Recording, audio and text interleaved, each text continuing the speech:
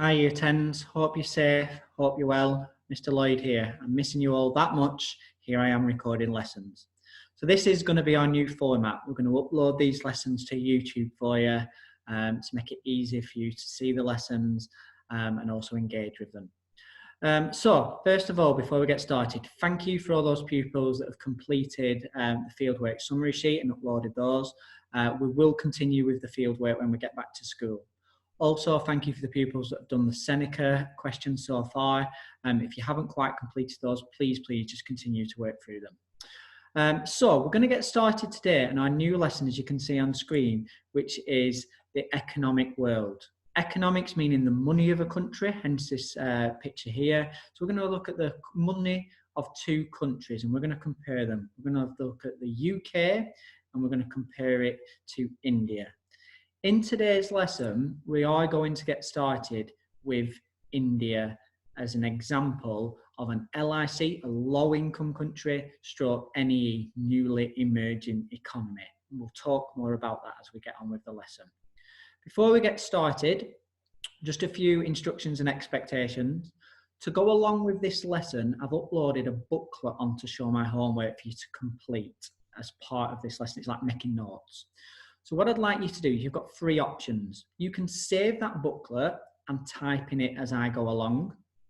Number two is you can download that booklet, print it, and write in that booklet. Just be aware there is quite a lot of pages and I don't want you to use all your printing ink up. Last option is if you can't access a printer and you can't access the booklet, you can just make notes on what I'm about to go through with you over the next few lessons.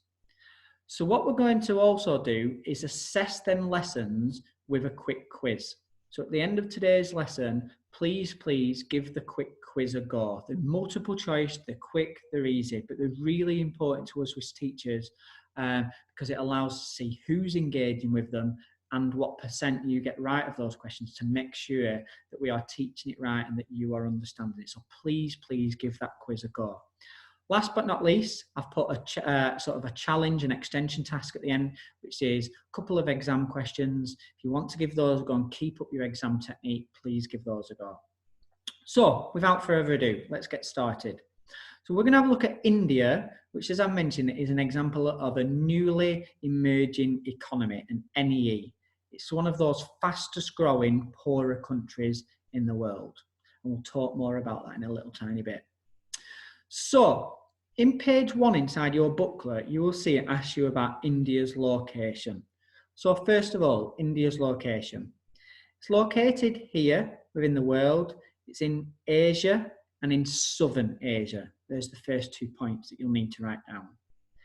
After that, if we zoom in onto some of the countries that border India, you can see here that there are a number of countries that border India: Pakistan, China, Nepal, Bhutan, Bangladesh, and Myanmar.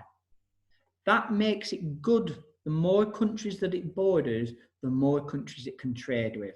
So that's a really good reason for its economic development. Also, while I'm here, I will mention this border here being one of the most important borders in the world. The border between India in the south and China in the north. This is an important border because in India, you've got 1.3 billion people living there. In China, you've got 1.4 billion people living there. That means that between those two countries, you've got 2.7 billion people out of the 7.7 billion there are in the world. So a lot of the world's population live between these two countries. The more these two countries can trade, the more money they will earn because they've got a lot of people to trade with. So people who I also teach will know that I love a good old Google Maps. So what I thought I would do is also show you India's location on Google Maps. You can see that from the UK, you have to go across Europe, over here to Asia, and India very distinctive by its triangular shape sticking out into the Indian Ocean that is below. So if we have a look at India, you can see that it is very arid and dry and desert-based in the north. It then has the mountain range here, the Himalayan mountain range, that separates India from China via that border that I've already mentioned. As you move south, India tends to get a lot more greener. You've got Goa, that some people might have been to down the coastline, and you've also got down here it being quite wet in terms of its climate. They do get monsoon rains down here in the south, so they do also have quite a lot of rain. If we also have a look, and I'll just highlight this up for you, you can see that India's coastline is quite large.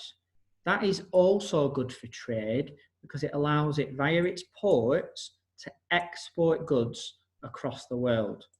And what you're able to see, if I just zoom out and clear those annotations, you're able to see that Asia is quite central to the world. It's got easy access to Asia, to Africa, to Australia, and to Europe via the Suez Canal. So, if we now go back to my PowerPoint, that's enough on the location. I'll just put this back, move that out of the way, and put this back on full screen. So, location done. Moving on. What I'd like you next to do on the first page is put just a few facts about India. You can do that via this PowerPoint, or here's a few quick facts for you. So, India has the second highest population in the world behind China. About 1.3 billion people is how many people live there. Next fact is the capital is New Delhi. Outside of New Delhi, you've got other major cities you may have heard of, like Mumbai, etc. Landmarks, you've got human landmarks, like the Taj Mahal, and physical landmarks, like the Ganges River, that it is a very sacred religious river that is used in religious ceremonies. Also, it has the largest slums in the world. We will mention these slums in future lessons. This is Dharavi. It's the world's most densely populated slum and also the world's largest slum. We will talk about that in future lessons. So, moving on. What makes India an NEE? This is now onto your second page in your booklet and the top part. What makes India an NEE? An NEE is a newly emerging economy. If you treat countries on a spectrum scale, you've got your HICs at one end of the scale and your LICs at the other end of the scale. I'll just make that larger. So what that means is you've got your high income countries, your low income countries. India is in the middle here. It's getting better, getting faster. It's not quite a HIC yet, but it's not an LIC no longer. It's rapidly growing. And if I just minimize me and have a look at this graph over here, you can see that in recent years, China's economy has actually started to decrease. It's quite level, still makes a lot of money, does China, through manufacturing, but it's quite a level economy. We can look at other countries like Indonesia that has its ups and downs. We can have a look at other countries like the Philippines, it's quite stable. But you can see India here is rapidly growing. Not only is it rapidly growing, it's the fastest growing economy in the world. So that's the first thing that makes India an NEE. It's the fastest growing economy in the world. It's one of our four main NEEs. NEEs, newly emerging economies, the four main ones are called the BRIC countries: Brazil, Russia, India, China. So it's one of those four main NEEs. The last thing, and I've already just mentioned this, is India is the fastest growing economy in the world, making it a very important NEE, not only in Asia, but also to the world and its economy. So, moving on. Last section, what makes India an NEE? First of all, you can see here, it's got an improving what's called HDI, Human Development Index. We will talk more in depth about this in a future lesson. Basically, it measures education, healthcare, literacy rate, people's social situations, and that is all put together into a figure. And that figure rates from 0 to 1.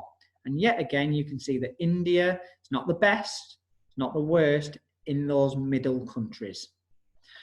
Education, again, you can see its literacy is still low at 70%. It's not the best, but it has increased from 50% in the year 2000. So it's not the worst literacy rate in the world, not the best literacy rate in the world. It's improving, and it's improving fast. Another example of it being an NEE. You've got it becoming a global economy power, as we've talked about. All its exporting of services and goods across the world makes it more money, makes it get better. And finally, wealth.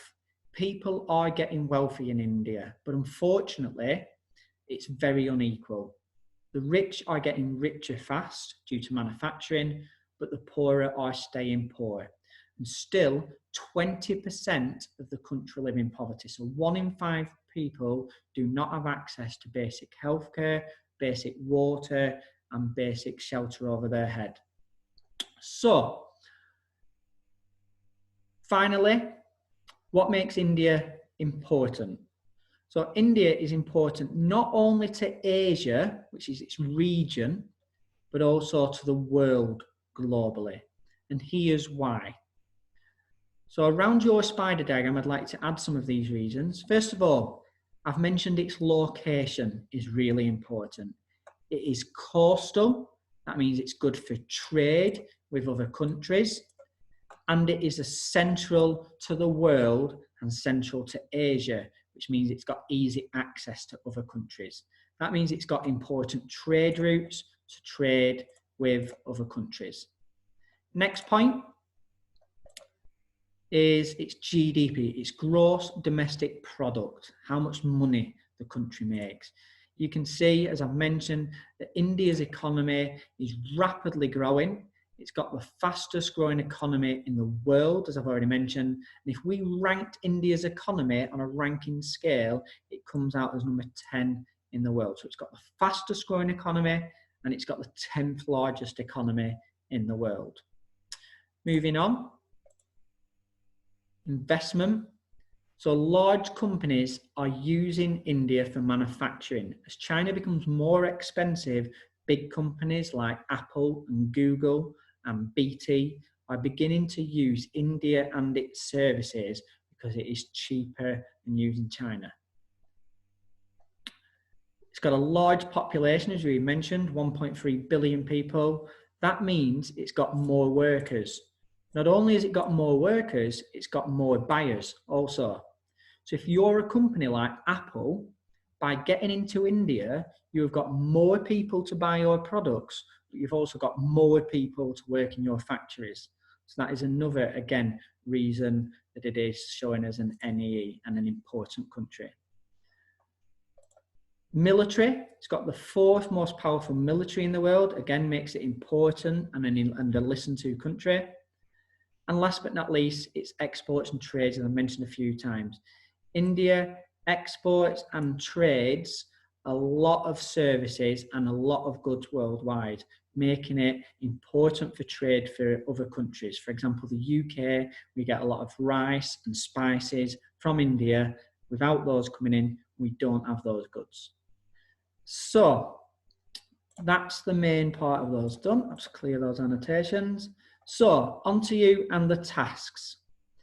If you haven't already done it, the first thing is I'd like you to use this lesson and complete your booklets on your notes so far on India. So that is India's location, India, why it's an NEE, and also what makes India important. Once you've done that, please, as I said, give the Show My Homework quiz a go. It's quick, it's multiple choice. It's for me to make sure you have understood this lesson. Lastly, here is an extension exam question. You can do this on paper, and I'll leave that question up for you. Thank you so much for taking the time to listen. Thank you so much for engaging with the work so far. Stay home, stay safe, and stay positive.